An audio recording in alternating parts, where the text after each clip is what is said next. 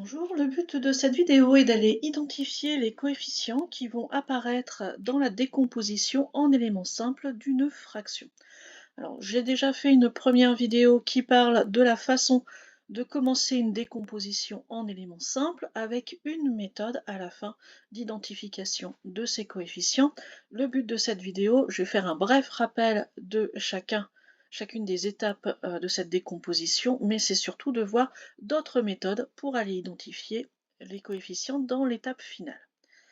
Donc je rappelle que décomposer une fraction en éléments simples, on va travailler sur une fraction avec un numérateur de degré plus petit que le dénominateur, et le but c'est d'aller la couper en fractions, en une somme de fractions avec des dénominateurs les plus simples possibles, c'est-à-dire du premier degré avec ou sans puissance et du second degré.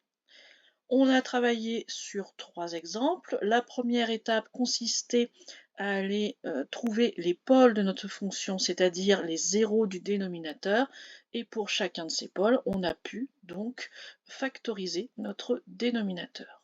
En fonction de la forme de ces facteurs du dénominateur, nous avons vu que on avait ensuite la cassure en somme, en addition, en soustraction, de 3 formes différentes. Si on avait un pôle simple, on avait une fraction simple aussi.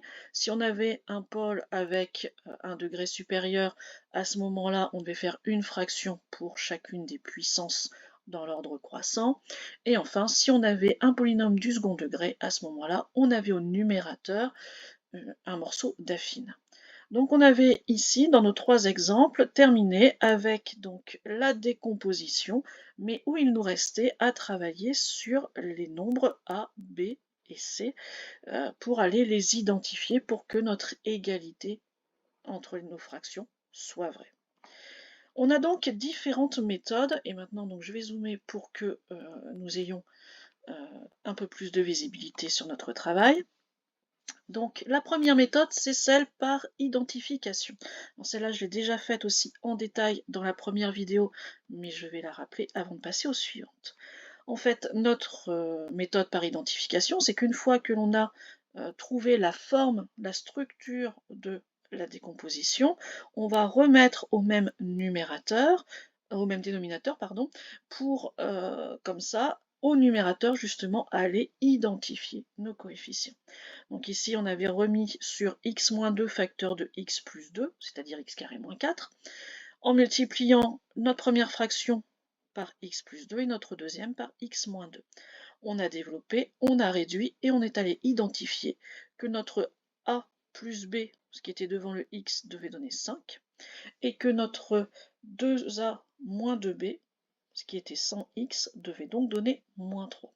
On a résolu le système, on a trouvé a égale 7 quarts et b égale 13 quarts. Et on a donc ici notre décomposition en éléments simples. Donc on peut le travailler comme cela. Maintenant, ce qui était un petit peu compliqué, je l'avais dit dans une remarque, c'est que c'est un petit peu long puisque c'est quand même assez calculatoire, et notamment au moment de la résolution du système. Donc on va voir maintenant d'autres techniques plus rapides, mais aussi qui ne fonctionnent pas forcément tout le temps, et un petit peu plus compliquées. Voilà. Dans notre deuxième exemple, on avait ici une décomposition avec un facteur du deuxième degré et un facteur du premier degré. Ce que l'on va faire, c'est qu'on va multiplier toute notre expression par x-6, c'est-à-dire notre facteur du premier degré. Donc ici, quand on va prendre la partie de départ, ça va simplement enlever le facteur x-6, donc il va rester 2x-7 sur x carré moins x plus 3. Et quant à la partie droite, on va avoir notre première fraction qui va être multipliée par ce x-6. Et notre deuxième fraction, ça va permettre d'annuler notre dénominateur. Il nous restera petit c. Et à ce moment-là, on remplace par notre racine, c'est-à-dire pour x égale 6, puisqu'on a enlevé en fait cette impossibilité du dénominateur qui serait égal à 0. Donc en remplaçant x par 6, dans notre première fraction, donc on va faire simplement un calcul, et dans notre deuxième fraction, dans notre deuxième membre, en fait, ici, La première fraction va s'annuler puisqu'on va avoir une multiplication par 0 et il ne va rester que petit c. Donc on aura trouvé comme ça notre coefficient petit c. Alors évidemment, il y a des petits soucis. Cette technique a une limite, c'est que si on a des puissances, on ne peut pas multiplier. Ou alors on ne peut multiplier que par la plus grosse des puissances, donc ça ne va pas nous donner tous les coefficients. De plus, quand on va avoir des x carré moins x plus 3, quand on a gardé ce x carré moins x plus 3, c'est parce qu'il ne pouvait pas s'annuler justement. C'est un polynôme qui a un discriminant qui est négatif, donc on ne va pas pouvoir comme ça aller annuler comme on l'a fait pour x moins 6. Donc on va être obligé de mixer en fait cette technique avec d'autres techniques. On peut aussi parler du passage à la limite. À ce moment-là, donc, on avait identifié ici le petit c qui valait 5 sur 33. On va pouvoir donc multiplier par x dans les deux égalités et passer à la limite en plus l'infini. Alors ici, donc, vous prenez 2x moins 7, vous multipliez par x. Vous arrivez à 2x carré moins 7x. Dans le deuxième membre, ax carré plus bx. Et enfin, le 1 qui devient un x. Si maintenant on prend la limite en plus l'infini, quand vous allez regarder tout ce qui se passe là-haut, vous allez avoir en haut du x carré et en bas du x au cube réellement. Donc, ça va donner une limite égale à 0. Ensuite, pour notre deuxième membre, là on a petit a qui va rester au niveau de la limite en plus l'infini. Et pour la deuxième, il va rester 1 pour ici, donc plus 5 33e. Donc on trouve que a plus 5 33e, ça vaut 0, et donc on a trouvé petit a. C'est assez rapide, mais il faut être à l'aise dans les limites. Ça, c'est un petit peu quand même compliqué, et ça nous permet à chaque fois de ne trouver qu'un seul des coefficients. Donc pareil, elle est à mixer avec les autres. Voilà donc pour ces trois grandes techniques. Je vous les rappelle donc ici dans un petit résumé. On va donc identifier nos coefficients en remettant tout au même dénominateur. En fait, on va faire le travail inverse. Ou alors, on peut multiplier un des facteurs et remplacer par la racine.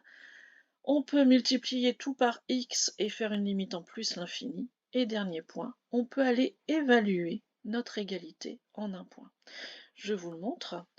Nous allons pouvoir, comme cela, voilà, évaluer l'égalité. C'est-à-dire que nous allons, puisqu'ici j'ai trois nombres à chercher, nous allons calculer pour trois valeurs de x. En fait, on va faire un système d'équations, trois équations à trois inconnus.